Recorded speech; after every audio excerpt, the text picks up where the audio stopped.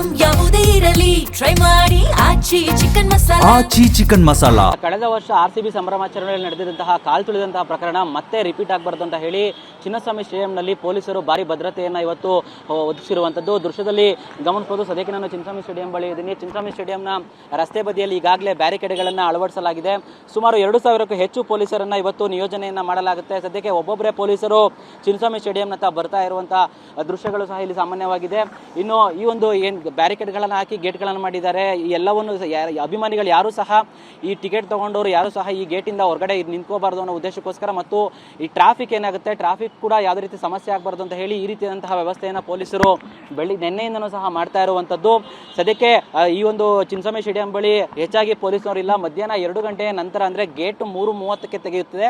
2 ಗಂಟೆಯ ನಂತರ ಇಲ್ಲಿ ಪೊಲೀಸರನ್ನು ನಿಯೋಜನೆ ಮಾಡುವಂಥ ಕೆಲಸವನ್ನು ಮಾಡ್ತಾರೆ. ಟ್ರಾಫಿಕ್ನಿಂದ ಸುಮಾರು 400 ಪೊಲೀಸರು ಮತ್ತು ಲ್ಯಾಂಡ್ ಆರ್ಡರಿಂದ ಸುಮಾರು 1,000ಕ್ಕೂ ಹೆಚ್ಚು ಪೊಲೀಸರನ್ನು ಇಲ್ಲಿ ನಿಯೋಜನೆ ಮಾಡಲಾಗುತ್ತೆ. ಇನ್ನು ಗೇಟ್ ಬಳಿ ಈಗಾಗಲೇ ಪೊಲೀಸರು ಮತ್ತು ಚಿನ್ನಸ್ವಾಮಿ ಸ್ಟೇಡಿಯಂನ ಸೆಕ್ಯೂರಿಟಿ ಕೂಡ ಇರುವಂಥದ್ದು. ಇಲ್ಲಿ ಅಧಿಕೃತ ವ್ಯಕ್ತಿಗಳಿಗೆ ಮಾತ್ರ ಈಗ ಪ್ರವೇಶವನ್ನು ನೀಡಲಾಗ್ತಾ ಇದೆ.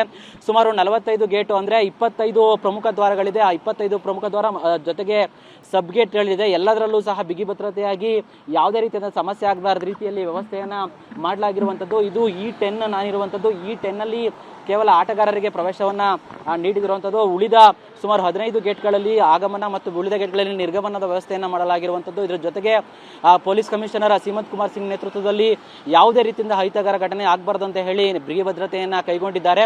ಸದ್ಯಕ್ಕೆ ಇದಿಷ್ಟು ಚಿನ್ನಸ್ವಾಮಿ ಸ್ಟೇಡಿಯಂ ಬಳಿ ಕಂಡು ಬರ್ತಾ ಇರುವಂತಹ ದೃಶ್ಯ.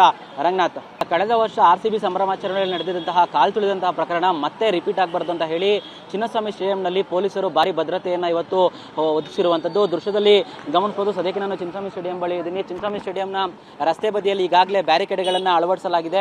ಸುಮಾರು 2,000ಕ್ಕೂ ಹೆಚ್ಚು ಪೊಲೀಸರನ್ನು ಇವತ್ತು ನಿಯೋಜನೆಯನ್ನು ಮಾಡಲಾಗುತ್ತೆ. ಸದ್ಯಕ್ಕೆ ಒಬ್ಬೊಬ್ಬರೇ ಪೊಲೀಸರು ಚಿನ್ನಸ್ವಾಮಿ ಸ್ಟೇಡಿಯಂನತ್ತ ಬರ್ತಾ ಇರುವಂತಹ ದೃಶ್ಯಗಳು ಸಹ ಇಲ್ಲಿ ಸಾಮಾನ್ಯವಾಗಿದೆ. ಇನ್ನು ಈ ಒಂದು ಏನು ಬ್ಯಾರಿಕೇಡ್ಗಳನ್ನು ಹಾಕಿ ಗೇಟ್ಗಳನ್ನು ಮಾಡಿದ್ದಾರೆ, ಈ ಎಲ್ಲವನ್ನು ಅಭಿಮಾನಿಗಳು ಯಾರು ಸಹ ಈ ಟಿಕೆಟ್ ತಗೊಂಡವರು ಯಾರು ಸಹ ಈ ಗೇಟಿಂದ ಹೊರಗಡೆ ನಿಂತ್ಕೋಬಾರ್ದು ಅನ್ನೋ ಉದ್ದೇಶಕ್ಕೋಸ್ಕರ ಮತ್ತು ಈ ಟ್ರಾಫಿಕ್ ಏನಾಗುತ್ತೆ ಟ್ರಾಫಿಕ್ ಕೂಡ ಯಾವುದೇ ರೀತಿ ಸಮಸ್ಯೆ ಆಗಬಾರ್ದು ಅಂತ ಹೇಳಿ ಈ ರೀತಿಯಾದಂತಹ ವ್ಯವಸ್ಥೆಯನ್ನು ಪೊಲೀಸರು ನಿನ್ನೆಯಿಂದನೂ ಸಹ ಮಾಡ್ತಾ ಇರುವಂಥದ್ದು. ಸದ್ಯಕ್ಕೆ ಈ ಒಂದು ಚಿನ್ನಸ್ವಾಮಿ ಸ್ಟೇಡಿಯಂ ಬಳಿ ಹೆಚ್ಚಾಗಿ ಪೊಲೀಸರವರಿಲ್ಲ. ಮಧ್ಯಾಹ್ನ 2 ಗಂಟೆಯ ನಂತರ ಅಂದರೆ ಗೇಟ್ 3:30ಕ್ಕೆ ತೆಗೆಯುತ್ತದೆ. 2 ಗಂಟೆಯ ನಂತರ ಇಲ್ಲಿ ಪೊಲೀಸರನ್ನು ನಿಯೋಜನೆ ಮಾಡುವಂಥ ಕೆಲಸವನ್ನು ಮಾಡ್ತಾರೆ. ಟ್ರಾಫಿಕ್ನಿಂದ ಸುಮಾರು 400 ಪೊಲೀಸರು ಮತ್ತು ಲ್ಯಾಂಡ್ ಆರ್ಡರಿಂದ ಸುಮಾರು 1,000ಕ್ಕೂ ಹೆಚ್ಚು ಪೊಲೀಸರನ್ನು ಇಲ್ಲಿ ನಿಯೋಜನೆ ಮಾಡಲಾಗುತ್ತೆ. ಇನ್ನು ಗೇಟ್ ಬಳಿ ಈಗಾಗಲೇ ಪೊಲೀಸರು ಮತ್ತು ಚಿನ್ನಸ್ವಾಮಿ ಸ್ಟೇಡಿಯಂನ ಸೆಕ್ಯೂರಿಟಿ ಕೂಡ ಇರುವಂಥದ್ದು. ಇಲ್ಲಿ ಅಧಿಕೃತ ವ್ಯಕ್ತಿಗಳಿಗೆ ಮಾತ್ರ ಈಗ ಪ್ರವೇಶವನ್ನು ನೀಡಲಾಗ್ತಾ ಇದೆ.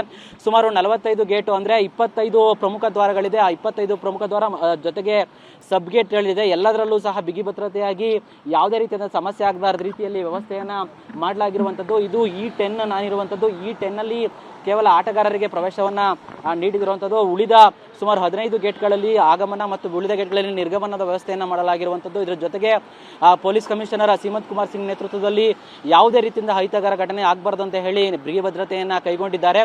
ಸದ್ಯಕ್ಕೆ ಇದಿಷ್ಟು ಚಿನ್ನಸ್ವಾಮಿ ಸ್ಟೇಡಿಯಂ ಬಳಿ ಕಂಡು ಬರ್ತಾ ಇರುವಂತಹ ದೃಶ್ಯ. ರಂಗನಾಥ್.